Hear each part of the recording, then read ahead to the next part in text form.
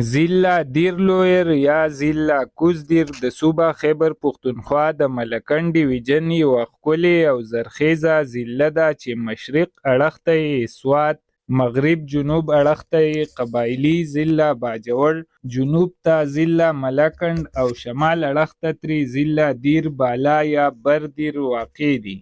تیمرګره د ضلع کوزدیر هیډ کوارټر او د ضلعې د ټولو نه اهم تجارتي مرکز دی.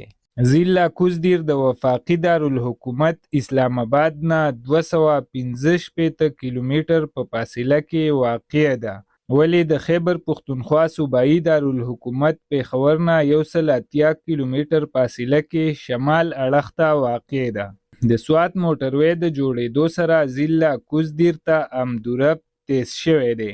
ضلع کوزدیر په 2 قامي حلقو او 15 صوبایي حلقو مشتمل ضلع ده. دغه رنګې دغه ضلع په 7 تحصیلونو او 2 سب ډیویژن تیمرګره او سب ډیویژن جندول مشتمل ده.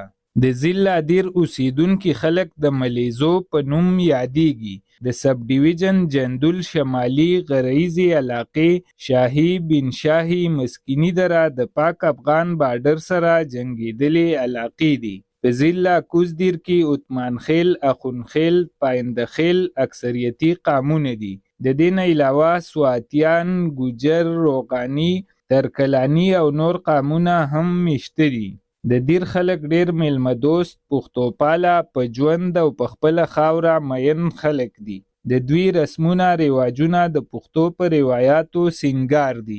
ریاست دیر په تیر وختونو کې یو نوابي ریاست و چې اوس په 2 ضلعو ضلع دیر بالا یعنی بردیر او ضلع دیر لوور یعنی په کوزدیر کې تقسیم شوي دي. په ضلع کوزدیر کې موجود ښکلي ګڼ ځنګلونه، سیندونه، خوړونه، ابشارونه، شنه شنه دنګ او هسک غرونه د دیر په ښایست کې اضافه کوي. د دیر اوسیدونکي پښتانه ډیر محنتکش او خواریکښ خلک دي چې اکثر خلک یې زمینداره او خپل روزګارونه کوي. د دې ضلعې اهم فصلونه غنم، جوار او وریجې دي.